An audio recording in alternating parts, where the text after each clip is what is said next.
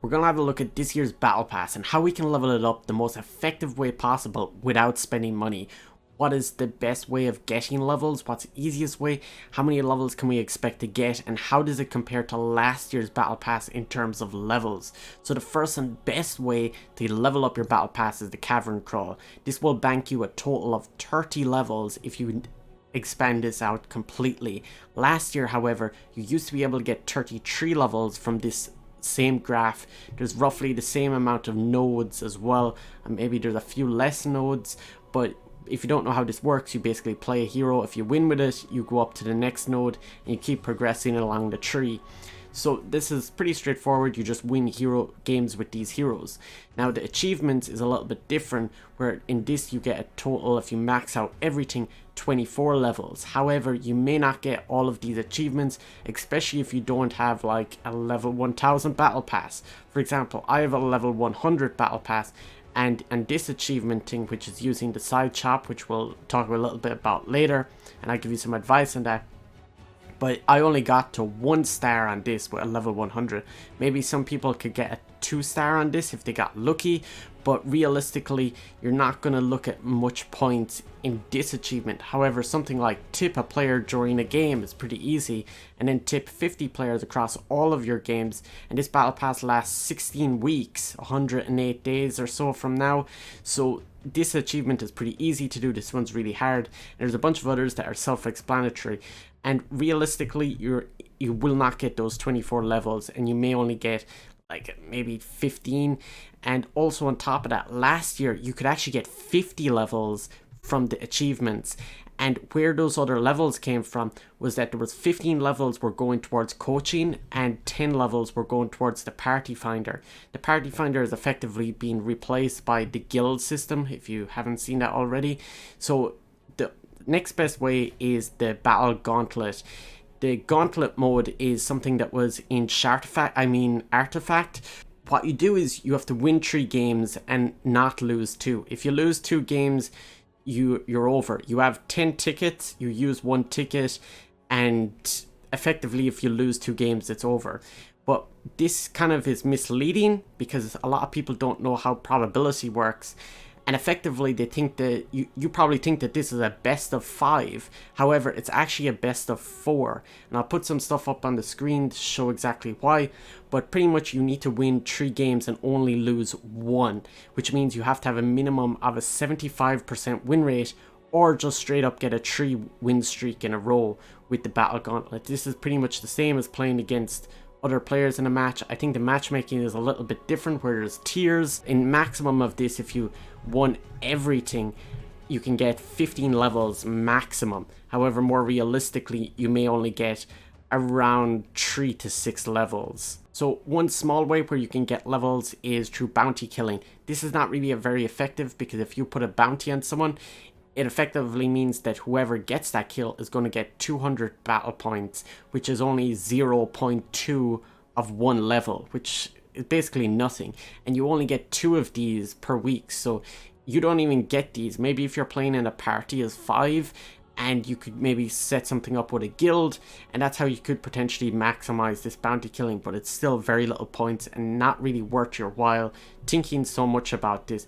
One that is worth thinking about, however, is the tipping system. You get 10 tips per week, and if you keep tipping your friends, so if you play in a party of 2 and you save all your tips to give to each other, you can potentially get half a level per week. Then you'll get a total of 8 levels. As well as that, you could get tips from other players in your match, which may amount to about 1 or 2 levels. So maximum with tips is around 10 levels in total. The next way is wagering. They effectively just changed the units. This 100 effectively means 1000 battle points. So when you win with 1 token, it transfers into 100 battle points. Now, other ways are the community predictions. We don't even know how many battle points you get for this. This could go anyway. As well as that, we have the prize pool, which at the moment we're actually ahead of last year in terms of the first day in at the 24-hour mark. So it's possible that if we keep up the pace with this battle pass as we did last year, the 34 million mark will go, and we'll get potentially 10 levels out of this. And if it goes above 40 million, you get another 10 levels, which I don't know, will we even reach either of these? Maybe we may reach one of them. So one of the other ways of leveling up that has kind of a question mark over it, we don't know how many points there will be for it, is the special summer event, which is kind of like a custom game. You could get levels on a daily basis, weekly basis, just for logging in, maybe winning 3 or 4 matches or something like that. It's unlikely to even count that as towards the points, because we really don't know. As well as that, there's consumable items like these portals. I think you can get some points in that as well by putting the portals on the ground. It is RNG, so you don't really know how much you're going to get out of it. Maybe 1 or 2 levels maximum. And then you have guilds. So the guild system, if you've been looking at it, the problem with the guilds is that even if you look at the rewards, none of them are actually battle pass points. So you effectively get nothing, only extra wager tokens per week and extra tips per week. So you could potentially, however, most of these guilds are only on level 1. So even to get to level 8 is going to take a few weeks to get there. So even if you get these tips, they won't come in until near the end of the battle pass, unfortunately. Or even if you have like some really good guild that's actively pursuing it, it's still going to be hard to get down to these later levels where you really get, you know, 50 extra battle points per tip. So in total, we're looking at around a maximum of about 105 battle point levels. Last year, this was around 140 levels. So realistically, if you're someone who's playing on a daily basis, you're looking at around 60 levels. If you're someone who bought a level 1 battle pass, it might only be about 50 levels. You may get another 5 levels out of this summer event, and that's really about it. So what exactly is making the numbers so much smaller? Well, we don't have daily or weekly hero challenges. There's no coaching, no fantasy points, because I don't think the fantasy points will even be there if the tournament isn't on until like 6 months or 9 months after this battle pass ends. As well as that, we won't have predictions about who's going to win, like the matches, what hero is going to have the highest GPM, etc, etc. All of that is missing. So one of the other things I want to point out is with the battle pass levels. So if we have 24 levels, they're €9.25, and last year they were €8.75, and the year before that they were €7.95. So we're seeing an increase of 4% from 2018 to 2019, and from 2019 to 2020 there's roughly a 3.5% increase in price. We'll just say 4% for the rest of this video. So the price change is kind of substantial. It's around 35-cent increase when you take into exchange rate. That's in euros cent. So is the battle pass really that more expensive? Well, if you look at reality in the first 200 levels, which I assume where I would say the vast majority of people are going to lie, maybe the top, like bottom 300 levels. So not everyone is going to go and pay for a 1000 level battle pass. You will get considerably more animations. However, I think overall the value is not that great in the first 200 levels, and really you don't start getting anything until the much later points. These extra arcanas start coming, you see here level 305. Then we have to go for the Queen of Pain one. Oh, it's so far off. It's like 450. My finger's hurting now.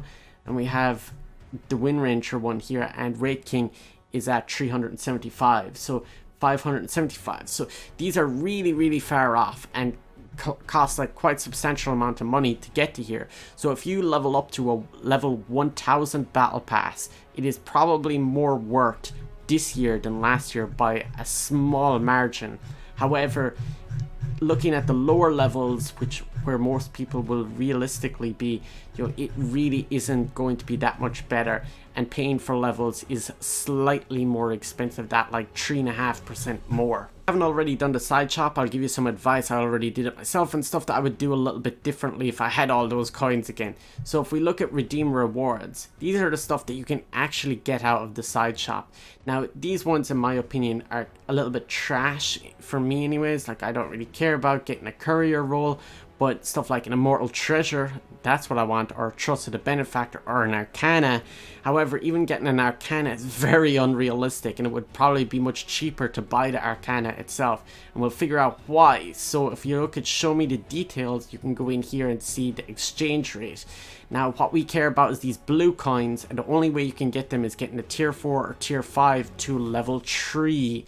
So this is the same as Dota Underlords or Auto Chess, which I assume a lot of people have played, and effectively you just click on the heroes, you get things. But what's weird about this is that it's effectively like a really crappy casino where you put gold coins in and they give you red coins and blue coins back, which make nothing.